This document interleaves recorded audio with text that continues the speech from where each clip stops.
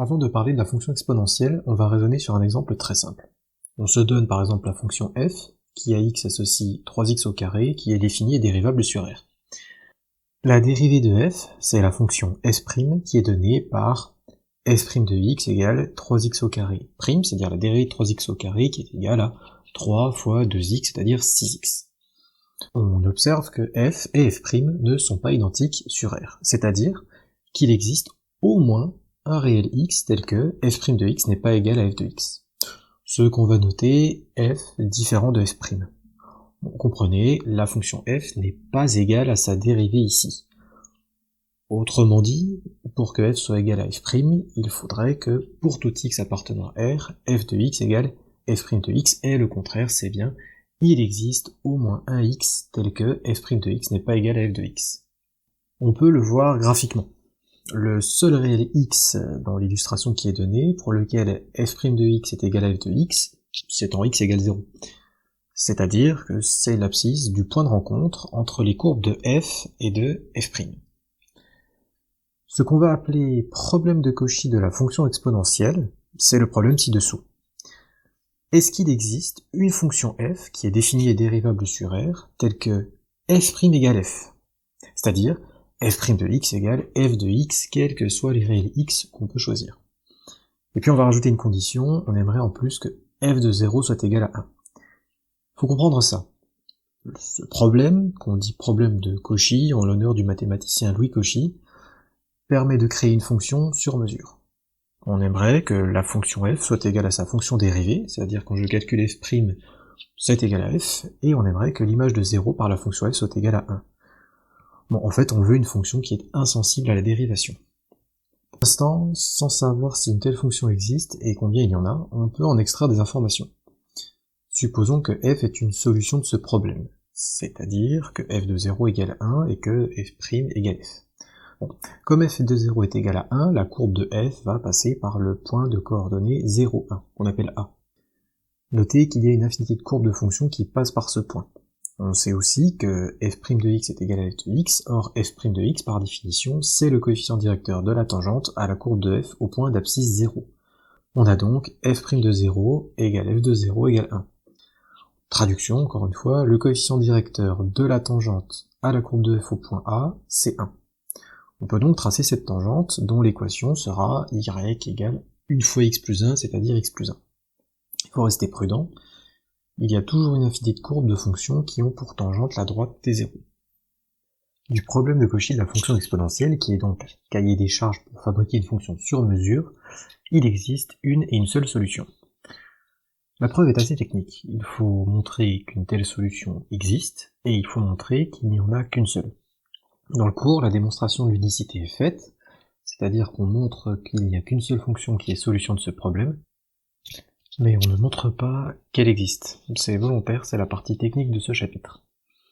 Comme on l'a souhaité, l'unique solution de ce problème est appelée la fonction exponentielle, qu'on va noter exp, on dira exp ou exponentielle. Si on reformule, il existe une et une seule fonction qui est définie et dérivable sur R, dont la dérivée est égale à elle-même, c'est-à-dire exponentielle de x' est égale à exponentielle de x, quel que soit x appartenant à R, est tel que exponentielle de 0 est égale à 1. On admet la forme et l'allure de la courbe de la fonction exponentielle, et on se contente uniquement de donner quelques commentaires graphiques. Plus x est grand négativement, si j'ose dire, plus exponentielle de x est proche de 0. On va voir qu'en réalité, la courbe de la fonction exponentielle est toujours strictement au-dessus de l'axe des abscisses. À l'opposé, en observant les x qui vont croissant, on constate que l'exponentielle de x prend des valeurs très grandes aussitôt passé x égale 0. Dans le cours complet, vous trouverez une démonstration des résultats donnés dans cette lecture du cours. Notamment, la première démonstration contient un résultat intermédiaire, on parle de lemme en mathématiques, qui affirme que la fonction exponentielle est strictement positive sur R. Souvenez-vous, la fonction exponentielle est égale à sa dérivée, donc sa dérivée est strictement positive. Donc la fonction exponentielle est strictement croissante sur R. En outre, on notera désormais, par la lettre petit e minuscule, l'image de 1 par la fonction exponentielle. Traduction, e, avec une lettre minuscule, c'est exp de 1, et on dit que e est le nombre de Neper. On ne pourra pas résoudre de problèmes sophistiqués, mais on donne le résultat suivant. qui est une conséquence quasiment directe des variations de la fonction exponentielle. Pour deux réels x et y quelconques, x est égal à y, si et seulement si, exponentielle de x est égal à exponentielle de y. Et vous avez un résultat similaire pour les inégalités, x est inférieur ou égal à y, si et seulement si, exponentielle de x est inférieur ou égal à exponentielle de y, c'est-à-dire exponentielle conserve les inégalités, ça c'est la croissance, et la réciproque est vraie. Notez que le point 2 est encore vrai pour le symbole strictement inférieur. On va donner un exemple élémentaire, on veut résoudre l'équation exponentielle de 5x plus 3 est égale à 1 sur R.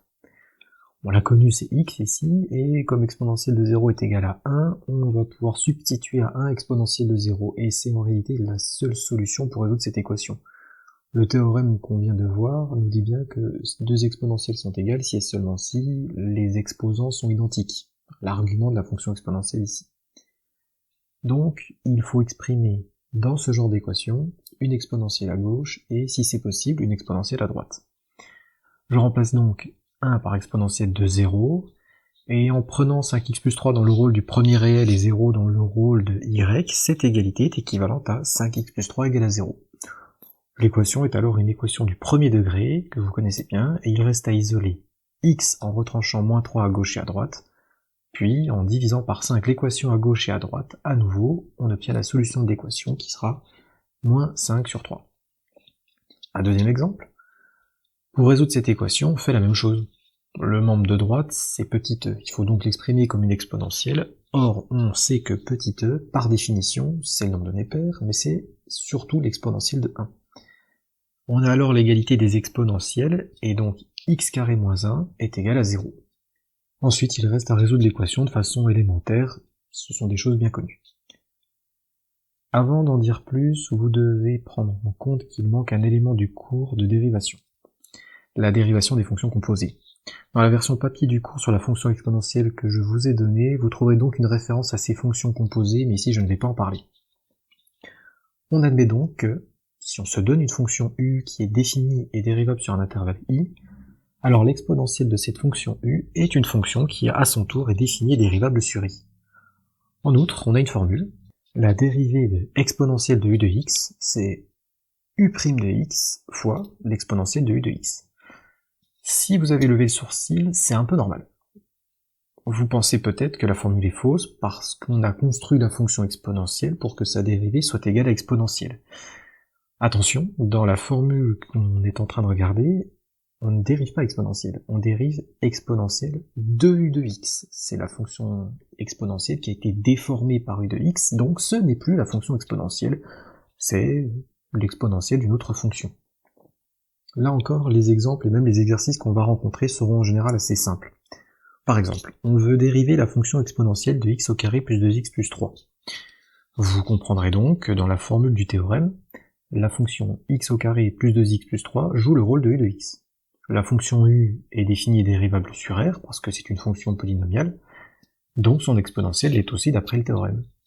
Et il reste à appliquer immédiatement, sans réflexion, la formule du théorème. La dérivée de exponentielle de x au carré plus 2x plus 3, c'est la dérivée de x au carré plus 2x plus 3 fois l'exponentielle de x au carré plus 2x plus 3, c'est-à-dire en faisant ce petit calcul élémentaire, 2x plus 2, facteur de exponentielle de x au carré plus 2x plus 3. Retournons au collège un instant. Par définition, la puissance n d'un réel, petit a, c'est le produit de ce réel par lui-même n fois. Autrement dit, a puissance n, c'est égal à a fois a, n fois. En particulier, vous avez vu la formule qui suit, dont on redonne rapidement ce qu'on peut appeler la démonstration. Le produit de a puissance n par a puissance n, c'est a à la puissance m plus n. Une fois la définition d'une puissance bien en tête, ce qu'on vient d'affirmer ici est assez évident. On peut le résumer ainsi. A à la puissance m plus n, c'est égal à a puissance m fois a puissance n. Observez bien et retenez bien l'échange entre le plus et la multiplication dans cette formule. On revient à la fonction exponentielle. On peut montrer, vous le trouverez dans le cours à nouveau, que l'exponentielle de x plus y, c'est égal à l'exponentielle de x fois l'exponentielle de y. Et ça doit vous faire penser à la propriété qu'on vient de voir pour les puissances. Un exemple bien simple, et on en verra d'autres en exercice, en faisant la multiplication de l'exponentielle de x par celle de moins x, et en utilisant la formule qu'on vient de donner, on trouve que exponentielle de moins x fois exponentielle de x est égal à exponentielle de moins x plus x, qui est égal à exponentielle de 0, c'est-à-dire 1. Cette formule, exponentielle de x plus y est égale à exponentielle de x fois exponentielle de y, c'est ce qu'on appelle la relation fonctionnelle de l'exponentielle. Comme la fonction exponentielle vient étendre la propriété des puissances, celle qu'on vient de rappeler, on empruntera donc la notation des puissances et on notera, au choix, exponentielle de x par exp, parenthèse x parenthèse, comme une fonction classique, ou comme e à la puissance x. On verra en exercice qu'il existe d'autres justifications de cette notation. On peut donc reformuler par exemple les égalités bien connues, exponentielle de 1 est égal e, avec e puissance 1 est égal à e, et e puissance 0 égale 1. De la relation fonctionnelle de l'exponentielle, on peut en déduire d'autres, que je vous donne ci-dessous, et on en verra des applications en exercice, et vous trouverez les démonstrations encore une fois dans le cours, sauf pour la dernière qu'on ne peut pas encore démontrer en première.